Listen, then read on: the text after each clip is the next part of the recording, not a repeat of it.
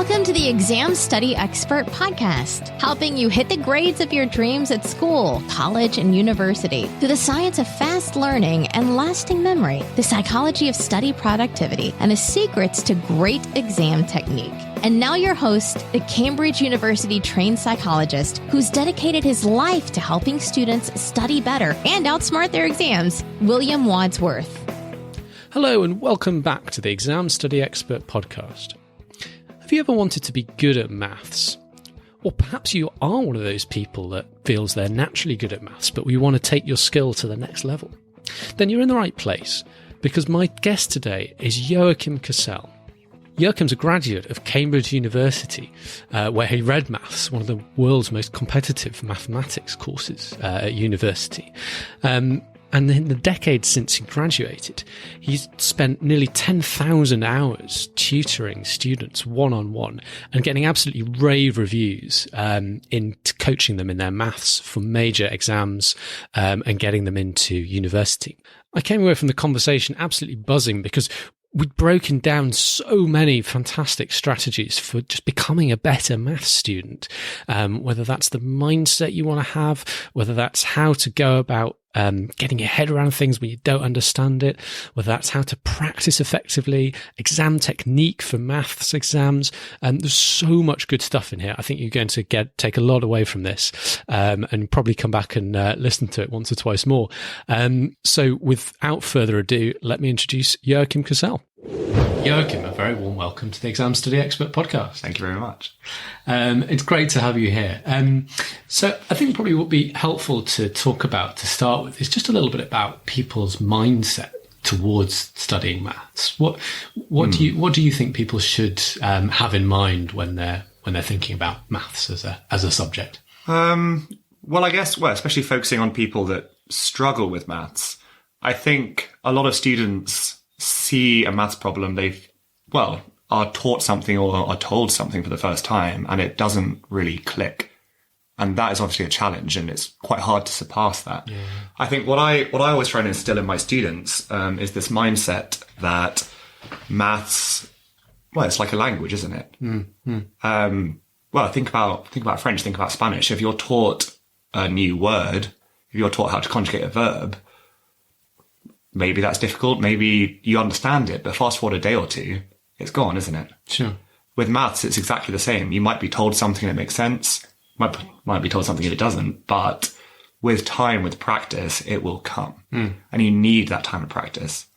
And I think a lot of students struggle, to motivate themselves to do that practice. If it's hard at first, why bother? And that is, the worst thing you can say. With time, it will come. And I think if you believe that, then it will. Yeah, it makes sense. So your kind of advice for people that are would say they're I hear this quite a bit. I'm naturally bad at maths. I'm not one of those people that picks up maths very quickly. What you're saying is you need to put in that practice time. Absolutely, and I think the biggest issue there is that some people are naturally good at maths, and if you sit there and compare yourselves to them, of course you'll feel bad. Yeah. But that's not the point. Academia in itself is always an individual pursuit. You always need to make yourself, the best student you can be. And anyone can do well at maths. If they really want to, if they really push themselves and put in the time and the effort, it'll be there. So I'm not good at maths. Just add a word. I'm not good at maths yet. Yeah, I like it. When we're sort of talking about preparing ourselves for maths exams, so the whole process from starting to learn how to solve particular problems for the first time, right through to kind of getting ourselves ready to set those exams. How would you sort of break that down? What are the kind of main steps in the process as you see it? Very good question. I think, as you say, there are steps in the process, which I think a lot of people miss. I think a lot of people see learning the problem as the first and only thing, and once it's learned, it's there and it's done. Yeah. That's not the case at all. Learning the problem, seeing it for the first time and understanding it is a whole thing in and of itself. Beyond that, we obviously like with languages, we need to practice. We need to just get it into our blood, into our system, And that is, well, the second step, the second pillar of learning it. Okay. So you got first, you're sort of learning, understanding how to solve something for the first time, and you sort of move on to sort of practicing it and getting it into, as you're sort of saying, into your blood, into your, I guess, sort of longer term memory, being able to. Well, exactly. And it's the same with everything. You can learn a fact and you can find it incredibly interesting. Yeah. But if you don't think about it again, if you don't read about it again, you won't remember it. And it's the same with maths. You need to practice. Well, and then comes the big shift. Practicing it, understanding it is so important, but that's not the final step. Well, we live in this society where everything is done with exams. Sure. And learning how to take an exam, learning how to recall that information out of the blue, not in an exercise, but when you've been doing all sorts of other questions, maybe even other exams that day of completely different subjects, coming back and finding that knowledge inside of you. Yeah, no, I hear that. Let's talk.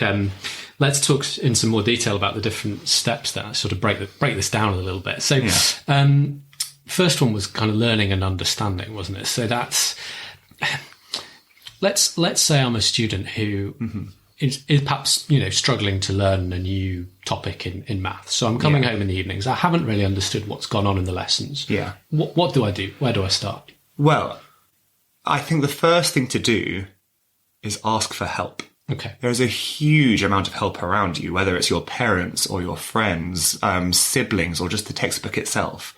There are so many different ways that you can try and figure this out, right? You just got to find that first in to the problem. Yeah. Like anything that gets you that first bit of understanding. If reading the textbook gets you there, fantastic. If you need someone to show you their way, great. But ask for help. Find someone or something that gets you there. And especially online as well. There's Khan Academy. There's IXL.com, which does a fantastic suite of exercises.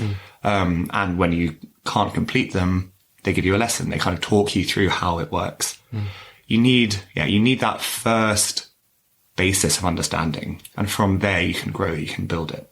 It's just about persevering and kind of using the different resources and people in your life to until it does click and it does make sense. Exactly. And I guess something I'd like to say, which was coined in the NBA a couple of years back, trust the process.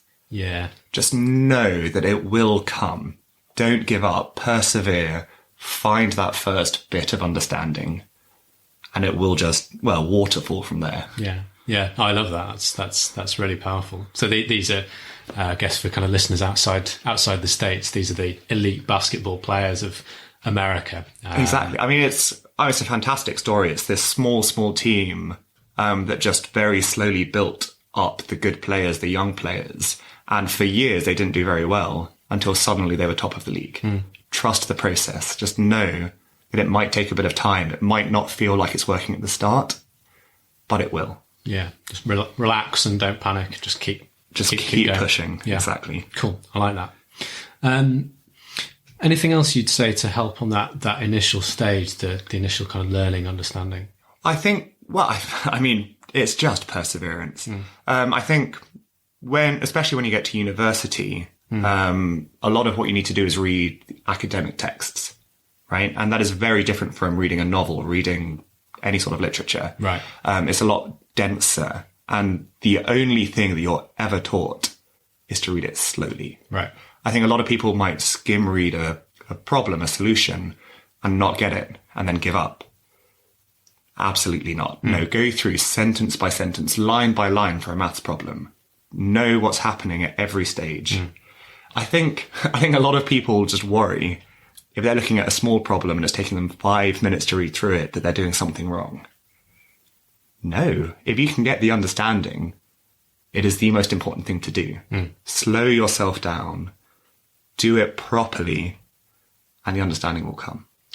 Psychologists know there's a kind of a limit to how much information and kind of how many thought processes you can have in your brain at any one stage. And sometimes for a complicated problem, that's just too much. You can't kind of hold the whole problem in your mind at one stage, at one time. And because you feel like you can't see your way through to solving all of it in one go. You sort of get too daunted and give up. As you were saying, the trick is to just take it one step at a time, make each step at a time.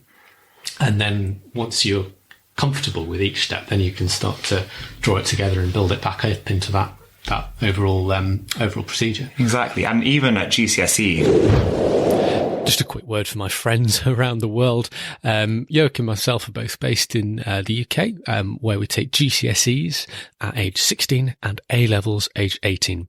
So feel free to translate those words whenever you hear them into SATs, APs, or whatever the relevant local exam is for you. And even at GCSE, well, a lot of people think that it should be easy. Everyone's doing it. Even halfway through the course, problems get quite involved, get quite long. It's not just one thing to do, it's a lot. And you need to understand every single step to understand the whole problem. Got it. I like that. Okay, so let's talk a little bit about practice. So what would you advise students to be doing in terms of both the practice we should be doing throughout the year, maybe, and then particularly when it gets closer to exam taking time? So, well, and this is exactly where the language analogy comes into its own. You can understand something, you can, really, truly know what's going on. But if you then move on and don't look at it again, it will slip your mind. You have so many other things going on, especially while you're preparing for GCSEs, A-levels, when you have this whole breadth of subjects. You need to keep practicing it and recalling it. Luckily, most students will have their textbook.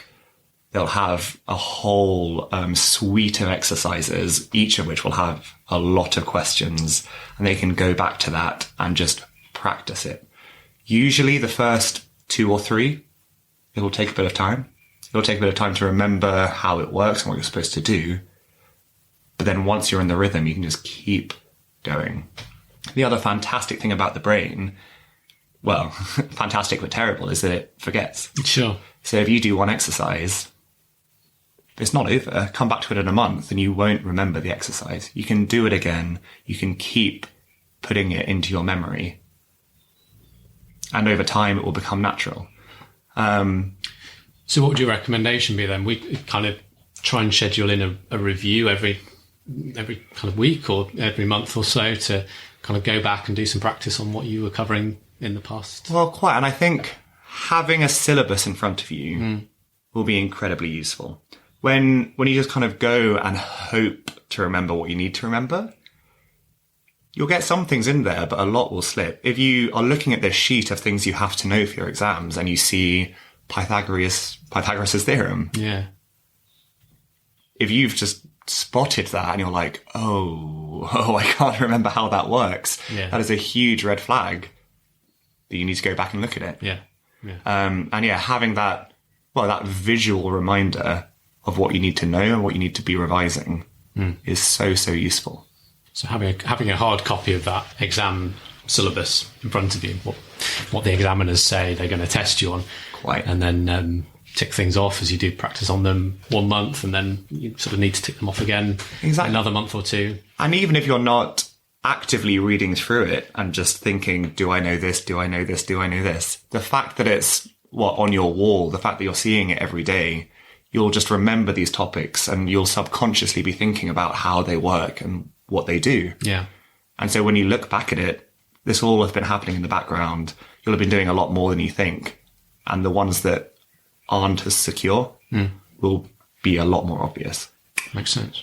Something I wanted to ask you, there's an idea in the cognitive psychology of learning called interleaving, which is a sort of fancy word for basically mixing up the different types of problem you're doing in a particular session. So rather than, for example, doing differentiation problems one day and integration problems the next day, or addition problems one day and subtraction problems the next day, you chop and change between the two. So you do a handful of problems of one type and then do a handful of problems of the other and keep flipping back and forth. And one of the benefits of that is that it reduces the chance that you get the two things mixed up because you're kind of using them in the same session, so you understand their similarities and differences. And then another advantage is that it kind of allows you a few minutes to forget how the first technique worked while you're working on the second technique. I'm just curious, what would your sort of thoughts be applying this method to practicing your maths? Oh, I think the first thing to note is that, well, that sounds great, but it would definitely be worth doing after you've got the initial understanding. Yeah. If, when going through an exercise, you feel like you can get to the point where you understand what's happening, then I feel like this would be a really useful technique to start integrating. No pun intended. Thank you.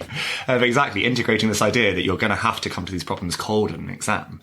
Well, as we said, when you're doing an exercise, you might have 15 or 20 questions, and after the first 3 or 4, you've gotten into a rhythm. Yeah. That's fantastic, and that will probably still be the case when you're, interleaving.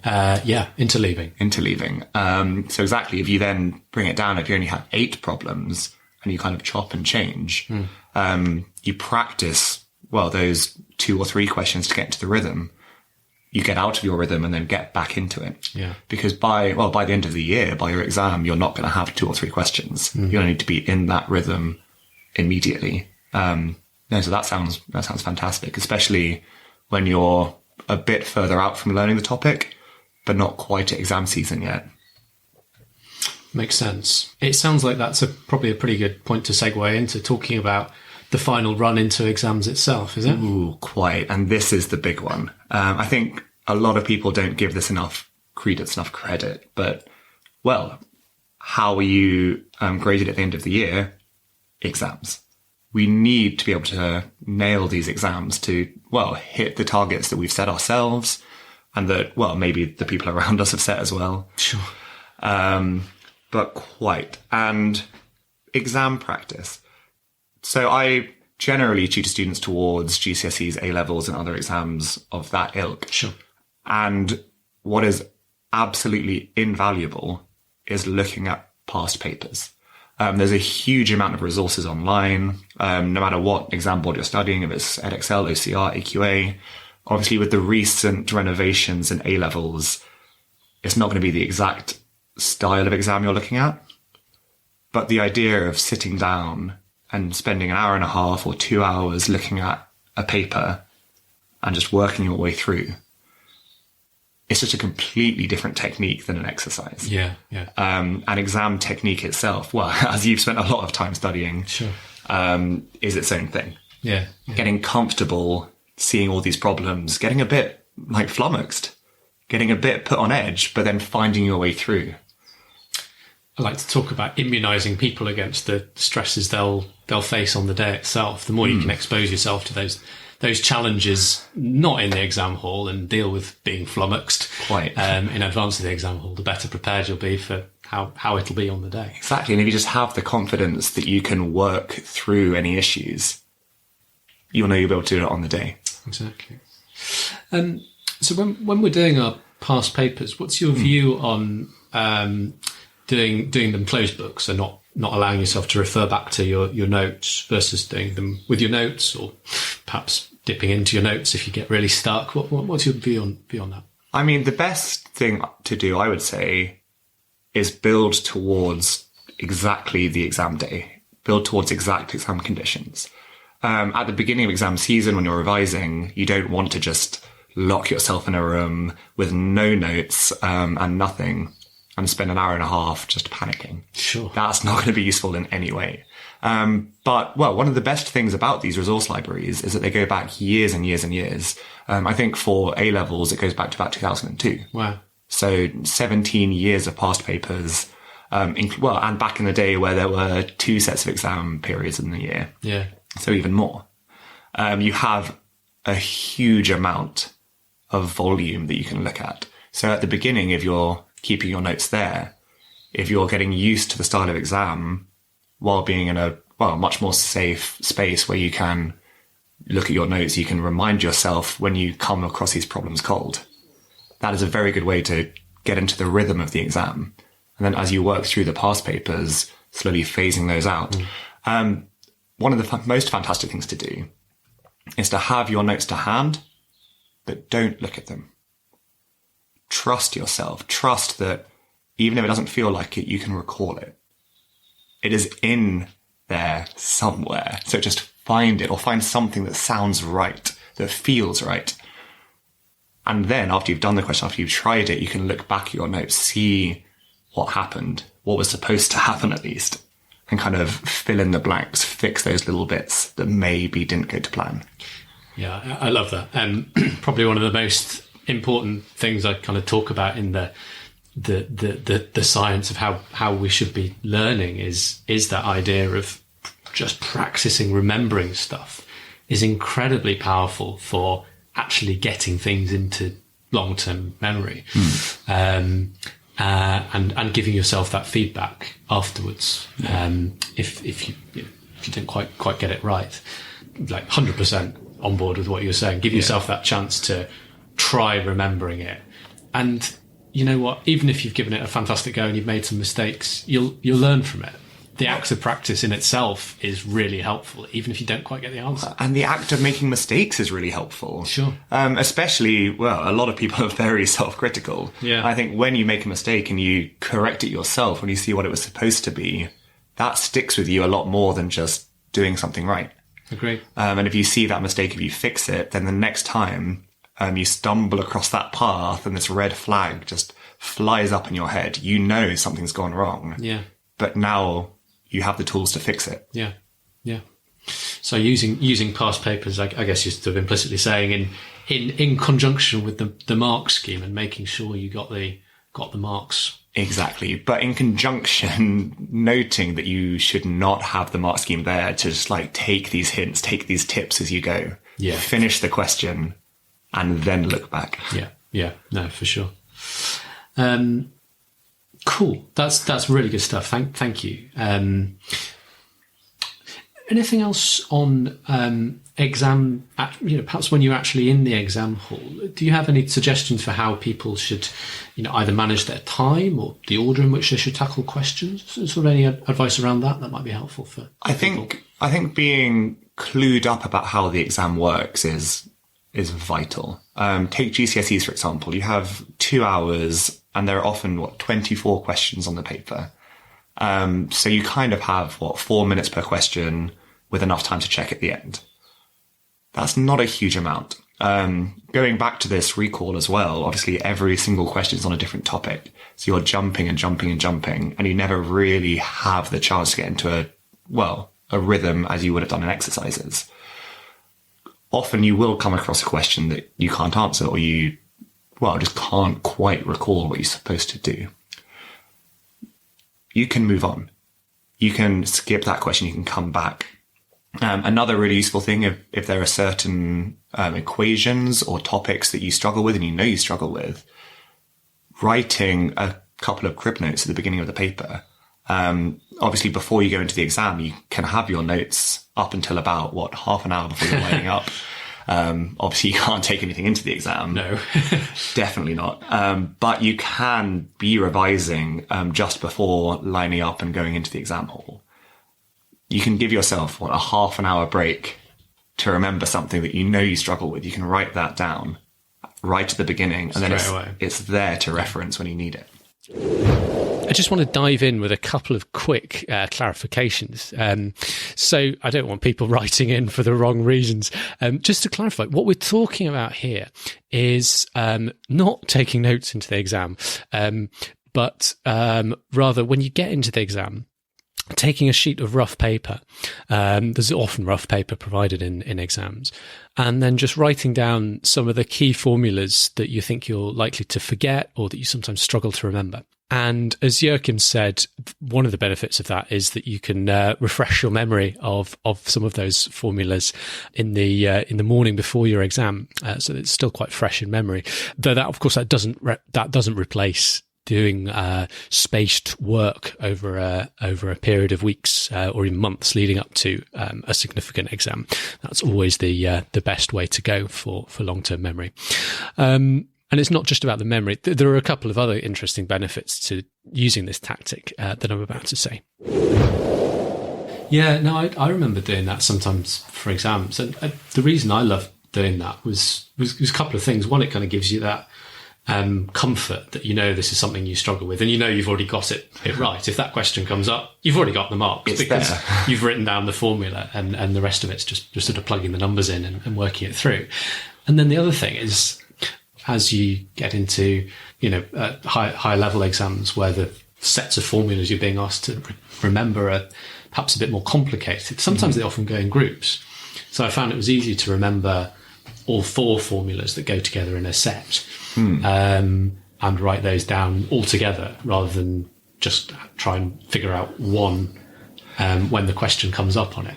I mean, for example, in A-level, there's this set of, 4 or 5 equations called CVAT equations. Yeah. And one of the big challenges is recalling the correct one. So this is for working out distances and speeds and... Exactly. It's all sorts of movement problems. Yeah. And I think when you see them as 5 different equations, and you need to kind of look at what you've got and what you need and which equation is going to be there, that can feel like a huge task.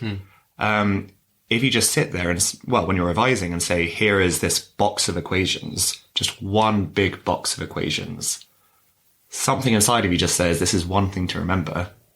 You have the easy equation at the top, the one that's a bit similar to it, the next one, the next one, the next one. That is much easier to recall. Yeah. And so when you can walk into the exam and just write those down, you're there. Easier to remember as the block rather than getting confused about exactly what does number 4 look like. Well, exactly. I think the other thing, especially with maths and with the other sciences, you generally have a formula sheet, a formula booklet. And I think familiarizing yourself with that is such a huge advantage. I know a lot of my, peers when I was taking exams, a lot of my students, when I first met them, have no clue about what's available. All these equations they struggle with that are just given to them. Yeah. So know what you're given, know what is there, and that will take out some of the problems. Use it when you're doing your practice papers. Exactly. Like, have it there. And that's the same thing as saying practice your past papers in exam conditions. Yeah. You have this sheet, so have it there when you're practicing. Use the same calculator you would on the day. Exactly. Replicate the conditions of the day as closely as possible. Yeah. Be somewhere as quiet as possible. Have a glass of water. It's not just sit there and do a past paper. Replicate every aspect of the exam hall as best you can. Phone off. Phone very much off. And just sit there for an hour and a half. Even if you finish early, practice the checking. Practice going back. I know that feels like a horrible thing to do when you finished a paper. You've got half an hour. You want to run away. But checking, finding those mistakes is just as pivotal. Yeah. Well, let's talk a bit about checking then. So what would you recommend for checking? How to prioritize and approach it all? So, with maths, there's quite an easy way to check some problems. And that is the question you should always ask yourself. Does this make sense? If you are asked to find a length and you've got a negative number, that doesn't sound good. If you're asking to find the hypotenuse of a triangle, 2 of the sides are, say, 5 and 12, and your answer's in the hundreds, you might have forgotten to square root the answer. It's a bit of a red flag. Exactly. Like, maths models the real world. Maths makes sense. And I know that might sound horrible to people struggling, but that's what you want to aim for. Like, these numbers are supposed to fit. They're supposed to feel right. And if they don't, that is the red flag. You can then start looking back through your work. If there isn't any of that, if you just want to look back at a question and try and verify that you've done it right, the best thing to do is to go through your work line by line. Where did you write this from? That plus should still be a plus on the next line.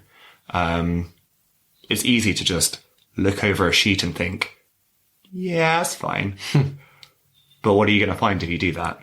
No, go through line by line. It takes a lot less time than you think. And you really, check everything and will catch those mistakes if they are there. Yeah, I remember sort of myself when I was doing exams, that process of checking was always the most painful part. You just want to, as you say, you just want to get out. And I think as well, it's very easy to convince yourself that you're right, because obviously you want to be right. Don't let yourself assume anything. Look at it as if there's a mistake to find. Yeah. When there isn't, great. You've nailed it. We love it. But if you assume you're right, you're going to gloss over something that shouldn't be there. Pretend you're the examiner marking it. Exactly. Do you understand your work? And that is another very important point. Think about the examiner, right? If you have this horribly messy script of maths that is hopefully saying the right thing, but you know you pass it on to a friend and they're going to have no idea what's going on, that's not ideal. And this is something to really look at when you're practicing, when you're doing these past papers. Can you imagine giving this to a friend or your parents? Would you want them to read it, or are you a bit ashamed of how it looks? Because that's not what you want. These examiners see hundreds of scripts a day. They want it to be neat. They want it to be easy to follow. So if you can make it like that, you're giving yourself another advantage. And what does good look like when we're talking about presenting the problems well? So, well, neat handwriting is always important. Be as neat as possible. Obviously, everyone has their own handwriting, and sometimes it is very hard to keep it neat, but just try your best. With equations, think vertical work. Let's take the Pythagorean theorem again. So a squared equals b squared plus c squared. There are kind of three components to that equation. And when you're working down the page, if they, jump all over the place, like a squared is suddenly like off in the margins and then b squared is jumping to the other side, and if it's impossible to follow, then everyone will find it as such. Whereas if it kind of goes down in that vertical wave, you can see that equal sign kind of staying level and the things moving around it. So every equal sign vertically aligned with the one above, and likewise. I think that is the perfect place to start. Yeah. Think of the left-hand side as the left-hand side, the right-hand side as the right-hand side, and then move things around there. Mm. Yeah, I like that. That's really good. Anything else you'd say about handling maths exams generally? I guess, I know this is going to sound a bit stupid, but try to enjoy it. Sure. Sure. But no matter what level you're at, when you walk into the exam, you've done your preparation, you've done your work, you will do as best you can. Exams are stressful. There's no getting around that. But you can always, find your way to calm down. Find your way to get into a place where you know you will do your best. Another way I like to think about maths, think about, you're going on holiday. You're going to be sat on this plane for 8 hours. You've got, say, your book of Sudokus, right? Do you remember the first time you did a Sudoku? You just saw this grid of some numbers and blank spaces and no idea what's going on. But over time, you realize how it works. You realize where the numbers go, or just how to think about it, how to approach it. And sure, you can't answer everyone. Some of them are incredibly difficult. I mean, I still struggle on the tube in the morning looking at the puzzles on the metro. Like, some of them are incredibly hard, but I know the process. I go through it. And it's enjoyable. It's satisfying getting there. You're going to go into this exam, and there are going to be, a lot of questions you can do, possibly some you can't. Enjoy the ones you can do. Just go through and take that satisfaction in getting it right. Getting that positive mentality will go such a long way. It is impossible to stress that enough. That's fantastic. I think that's incredibly helpful. Not just for maths, but I think for any subject, we're studying, trying to. And in life. Yeah, sure. Trying to find that satisfaction in, where you can and sort of relax and enjoy things wherever possible. I think that's fantastic. Thank you. There's just one sort of final thing I'd like to touch on. So, we're at school, we're at high school. The maybe the maths is going quite well for us. Mm-hmm. If I am a student that's thinking about further study in maths, going on to college or university, what are your thoughts on kind of both what the experience is like? You studied maths at Cambridge University in the UK, and also what your advice would be for anyone trying to get themselves ready for the application process and for interviews. Okay, so I think, the first thing I'd really like to say is that there is a huge difference between maths at school and maths at university. A lot of maths at school for GCSEs and A-levels as well is learning procedures, learning methods and applying them, which is obviously very important and necessary. When we get to university, it's more just a way of thinking. And I know that sounds so just philosophical and college-y, but it is. It really, really is. This is another reason why so many employers love maths. Again, like it has to be there at GCSE. If it's there at A-level, great. If it's there at university, you could pretty much walk into any job you want if you've done it well. It teaches that analytical thinking. By the time you finished your A-levels, by the time you finished high school, you'll have learned so many topics across the board of geometry, algebra, calculus. And you suddenly come to these questions that are very easy to understand, but it's impossible to figure out. An example that I think hopefully most of our listeners will be able to understand, like, let's think about all the numbers between 1 and 1 million. How many of them are multiples of either 5 or 7?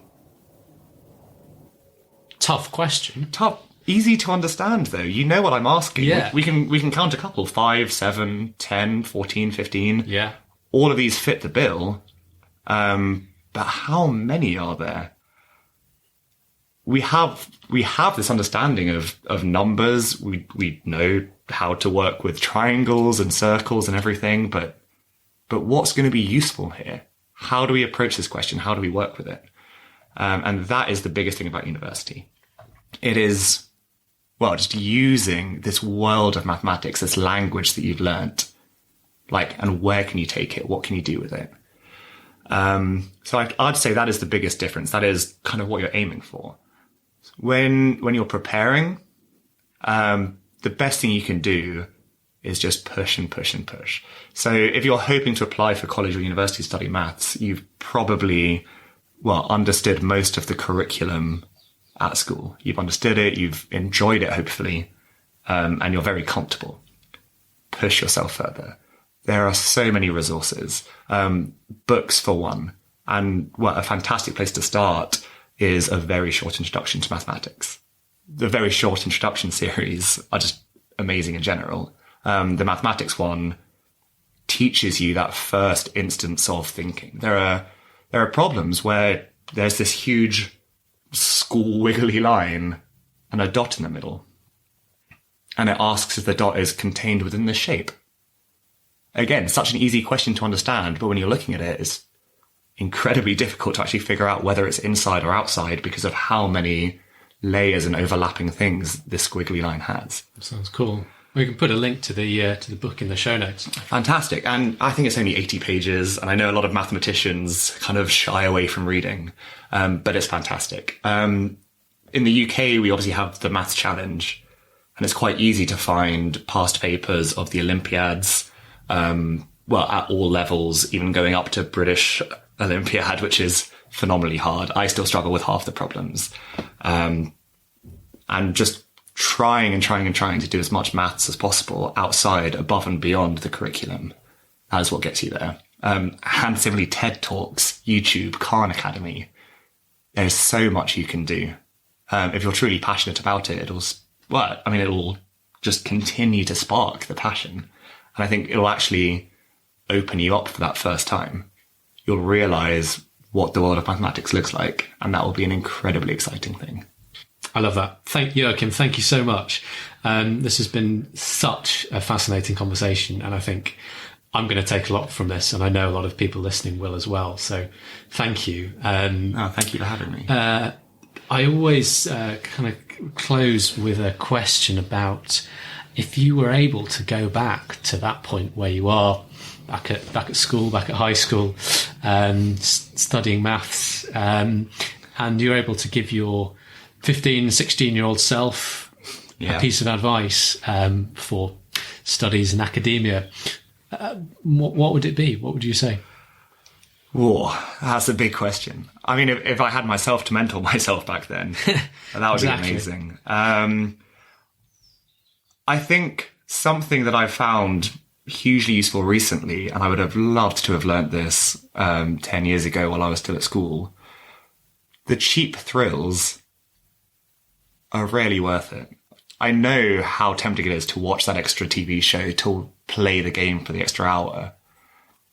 But if you really truly care about something, if you're pushing yourself towards somewhere, spend the time. As we said, push yourself out of your comfort zone, find that thing that challenges you. It's enjoyable, it's fun, it's satisfying. And I think it's very easy to shy away from that, especially as a teenager. There are so many distractions.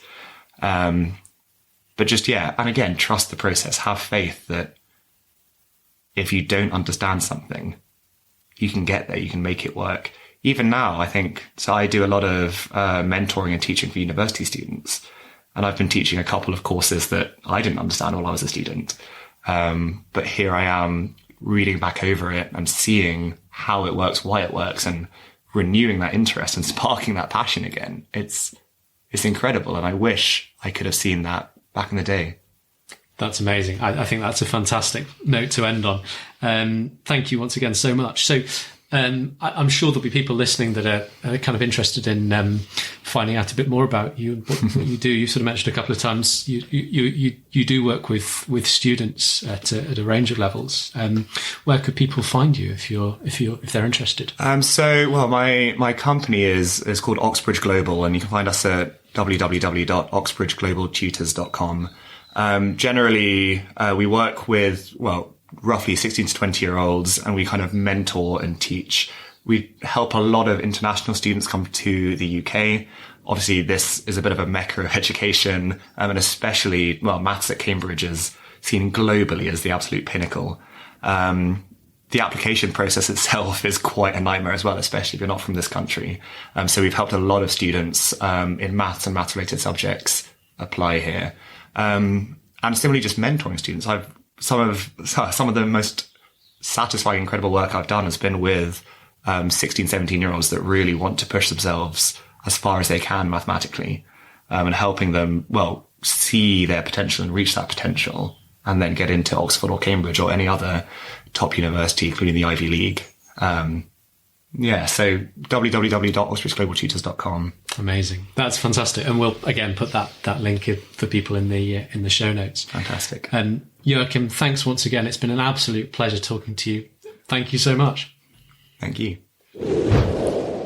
And if you are one of those people thinking of studying maths at university or math at college, my hat goes off to you. Great respect. So, as always, links to the resources we've mentioned. So the very short introduction to maths book.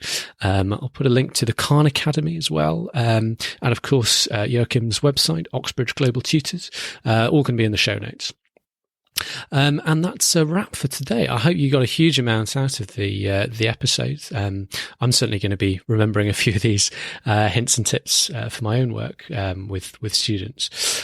I just wanted to remind you that if you want to get my guide, which breaks down some of the most useful elements of learning science and how you can really use those to take your studies to the next level, just head right over to my blog, which is at www.examstudyexpert.com/podcast. And there you can download a copy. I think you'll find it really interesting and should be hugely helpful if you've got tests or exams that you're trying to study for. And with that, wishing you every success in your studies, and I hope to see you again soon on the podcast.